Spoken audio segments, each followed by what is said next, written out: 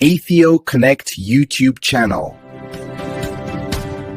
በግብጽ ሀገር የሚገኙ ስደተኞች ትኩረት ሊሰጡትና ሊያውቁት ግድ የሚል ወሳኝ መረጃ። የግብጽ መንግስት አዲስ ያጸደቀው የስደተኞች ሕግ ለነባሮችም ሆነ ለአዲስ ተመዝጋቢ ስደተኞች የሚጠቅም ብዙ ሰዎችንና ተቋማትን እያነጋገረ ያለ ባለ 39 አንቀጹ ሕግ። ሰላም ጤና ይስጥልኝ ውድ የዩቲዩብ ገጽ ተከታታዮቼ፣ በዛሬው ቪዲዮ ይዤላችሁ የቀረብኩት በግብጽ መንግስት አዲስ የጸደቀው የስደተኞች መተዳደሪያ ሕግ ምን አይነት ይዘት አለው የሚለውን እና ይህንን ሕግ ብታውቁት ምን ትጠቀማላችሁ፣ ባታውቁት ደግሞ ምን ልታጡ ትችላላችሁ የሚለውን ለማየት እንሞክራለን። በዚህ ቪዲዮ በዝርዝር ከምናያቸው ጉዳዮች መካከል የዩኤንኤችሲአር መታወቂያ ካርድ እድሳትና አዲስ ስደተኞች ምዝገባን በተመለከተ ስደተኞች እንዴትና መቼ የስደተኝነት ማረጋገጫ ኢንተርቪው አርኤስቢ ኢንተርቪው ያደርጋሉ፣ ስደተኞች ምን አይነት የመኖሪያ ፈቃድ ከመንግስት ያገኛሉ፣ የሚያገኙትም የመኖሪያ ፈቃድ ለምን ያህል ጊዜ ያገለግላል፣ በተጨማሪም ከመንግስት ሊያገኙት ከሚችሉት አገልግሎቶች መካከል የትምህርት፣ የጤና፣ የህጋዊ ከለላና የተለያዩ አገልግሎቶች እንዴት ተጠቃሚ ይሆናሉ፣ ከነዚህ ከተዘረዘሩት አገልግሎቶች ውስጥ የትኞቹ ስደተኞች አገልግሎቱን ማግኘት የሚችሉት፣ የትኞቹ ስደተኞችስ ናቸው ይህንን አገልግሎት ማግኘት የማይችሉት የሚለውን መረጃን አጋራችኋለሁ። እስከ መጨረሻው ድረስ አብራችሁን ይሁኑ። መልካም ቆይታ። ከአውሮፓውያን አቆጣጠር ከ1954 ጀምሮ የተባበሩት መንግስታት ከፍተኛ የስደተኞች ኮሚሽን ዩኤንኤችሲአር ከግብጽ መንግስት ጋር በተደረገው የመግባቢያ ስምምነት መሰረት በግብጽ ውስጥ ለሚገኙ ስደተኞች ዋነኛ ኃላፊነት ወስዶ ይሰራ የሚገኝ አካል ነው። ግብጽ የስደተኞች ካምፕ የሌላት ሀገር ናት።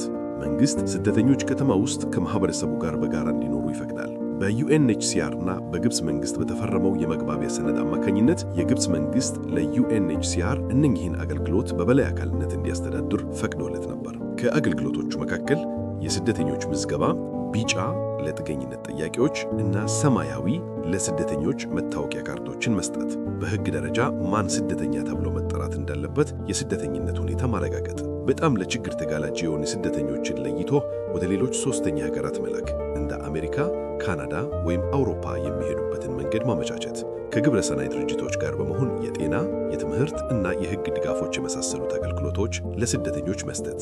ይህ በእንዲህ እንዳለ ስደተኞች ቁጥር ከጊዜ ወደ ጊዜ እየጨመረ በመምጣቱና በሌሎች ተመሳሳይ ምክንያቶች የግብጽ መንግስት ስደተኞችን ለማስተዳደር ይረዳል ያለውን እንደ አውሮፓውያን አቆጣጠር በዲሴምበር 16 2024 በፕሬዝዳንት አብዱልፈታህ አልሲሲ በግብጽ ታሪክ የመጀመሪያ የሆነውን አዲስ የስደተኞች አዋጅ ቁጥር 164 2024 ህግ አጽድቀዋል። ይህ አዋጅ ከ2025 ዓ.ም ጀምሮ ተግባራዊ የሆነ ይገኛል።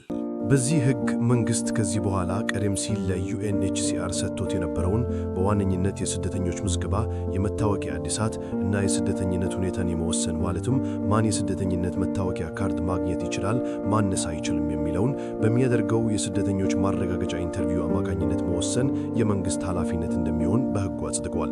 ስለሆነም ይህ ሕግ ለመንግስት ስደተኞችን ከመመዝገብ እስከ ስደተኝነት ውሳኔ መስጠት ያለውኑ ስልጣን ሙሉ ለሙሉ ይሰጠዋል።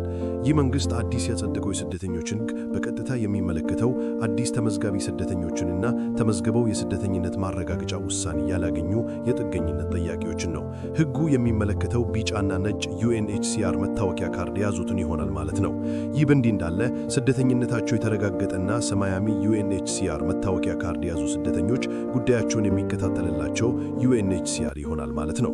በአጠቃላይ ይህ ሕግ ያተኮረው መንግስት አዲስ ተመዝጋቢ ስደተኞችንና ተመዝግበው የስደተኝነት ማረጋገጫ ውሳኔ ያላገኙ የጥገኝነት ጥያቄዎችን አገልግሎት መሰጠትና ዩኤንኤችሲአር ደግሞ ሰማያዊ ዩኤንኤችሲአር መታወቂያ ለያዙ ስደተኞችን አገልግሎት አሰጣጥ ላይ ያተኮረ ነው።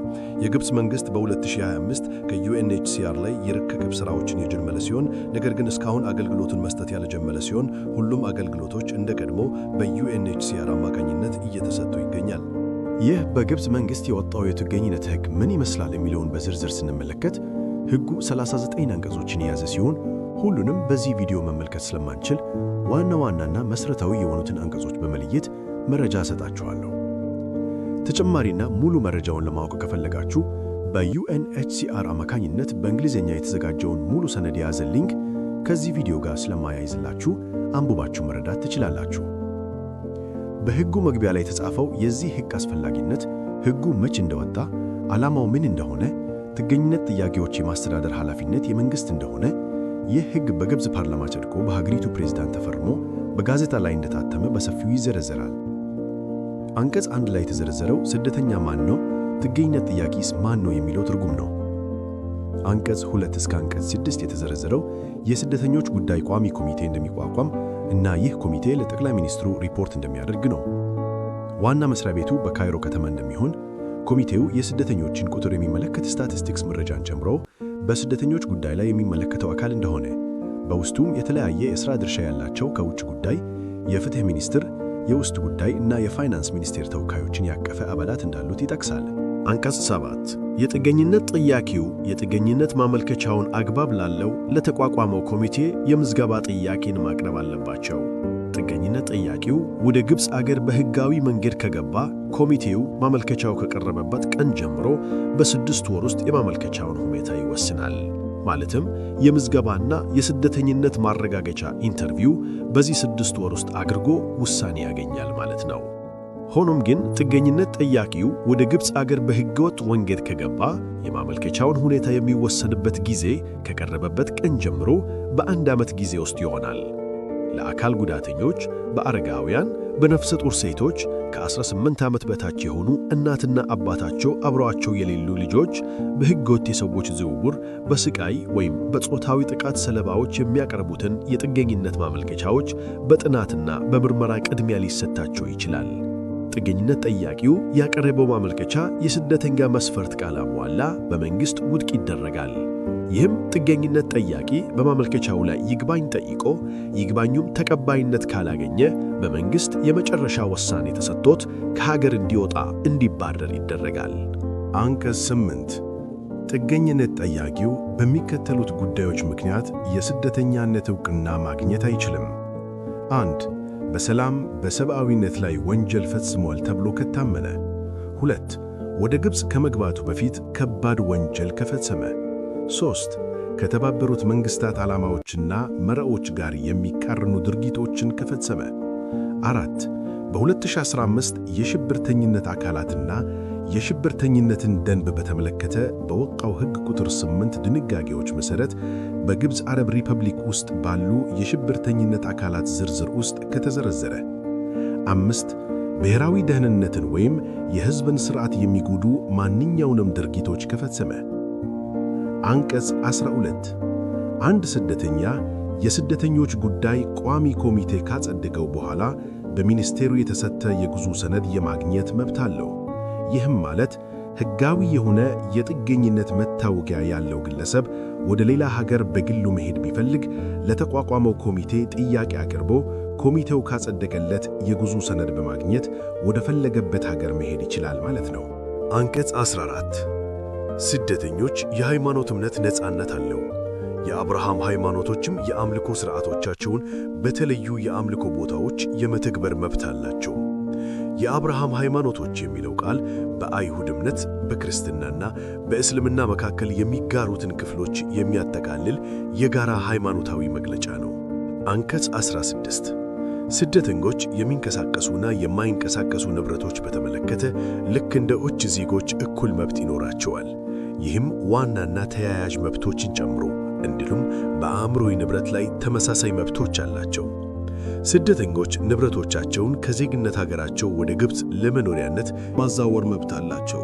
ይህ ግን ብሔራዊ ደህንነትን ወይም የሕዝብን ሥርዓት የማያደናቅፍ ከሆነ ነው። አንቀጽ 122 የስደተኛ ልጆች የመጀመሪያ ደረጃ ትምህርት የማግኘት መብት አላቸው። ስደተኞች በቂ የጤና እንክብካቤ የማግኘት መብት አላቸው። ስደተኞች ቋሚ የመኖሪያ ቦታቸውን እና የተደረጉ ማናቸውንም የቦታ ለውጦች አግባብ ላለው ኮሚቴ እስካሳወቁ ድረስ ከቦታ ቦታ የመዘዋወርና የመኖሪያ ቦታቸውን የመምረጥ ነፃነት አላቸው። አንቀጽ 23 ስደተኞች በዜጎች ላይ ከተጣሉት የተለየ ግብር ክፍያ ወይም ሌላ የገንዘብ ጫና በመንግሥት አይደረስባቸውም። አንቀጽ 26 ኮሚቴው ከሚመለከቷቸው ዓለም አቀፍ አካላት ጋር በመተባበር በዚህ ሕግ ውስጥ የተቀመጡት የሥራ አስፈጻሚ ደንቦች መሠረት ስደተኞችን ወደ ሌላ ሦስተኛ ሀገር መልሶ ሊያሰፍርም ይችላል። አንቀጽ 27 አንድ ስደተኛ በሚመለከቷቸው ሕጎች መሠረት የግብፅ ዜግነት የማግኘት መብት አለው። ስለዚህ አንድ ስደተኛ የግብፅ ዜግነት ማግኘት ከፈለገ ሕጉ የሚፈቅደውን መስፈርቶች ካሟላ የግብፅ ዜግነት የማግኘት መብት አለው። አንቀጽ 30 አንድ ስደተኛ በማንኛውም የፖለቲካ ወይም የፓርቲ እንቅስቃሴ፣ በፖለቲካ ማኅበራት ውስጥ በሚሰሩ ማናቸውም ሥራዎች ወይም የፖለቲካ ፓርቲ መመስረት፣ መቀላቀል ወይም በማንኛውም መልኩ መሳተፍ የተከለከለ ነው። አንቀጽ 31 በሕገ ወጥ መንገድ ወደ ግብፅ ሀገር የገባና የጥገኝነት መስፈርቶችን የሚያሟላ ማንኛውም ሰው ከገባበት ቀን ጀምሮ በ45 ቀናት ውስጥ ለተቋቋመው የስደተኛ ኮሚቴ የምዝገባ ጥያቄን በፈቃደኝነት ማቅረብ አለበት። ከዚህ ከተጠቀሰው ቀን ካለፈ ወደ መጣበት ሀገር ዲፖርት ሊደረግ ይችላል። እነኚህ ዋና ዋና ለዚህ ቪዲዮ ያቀረብኩላችሁና ማወቅ ያለባችሁ መሠረታዊ ሕጎች ናቸው። አሁን ደግሞ በዚህ በጸደቀው ሕግ ላይ ዓለም አቀፍ ተቋማትና ገለልተኛ አካላት በሕጉ ላይ የታዩ አዎንታዊ ጎኖችና ደግሞ የተስተዋሉ አሉታዊ ጎኖች ምን እንደሆኑ እናያለን። በሕጉ ላይ የተስተዋሉት አዎንታዊ ጎኖች፣ 1.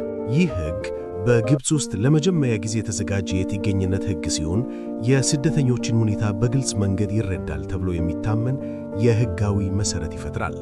2. ሕጉ የጥገኝነት ጉዳዮችን ለመከታተልና ለመወሰን ቋሚ የስደተኞች ኮሚቴ አቋቁሟል። ይህ የጥገኝነት ጥያቄዎችን በተደራጀ መንገድ እንዲሰራ ይረዳል። 3.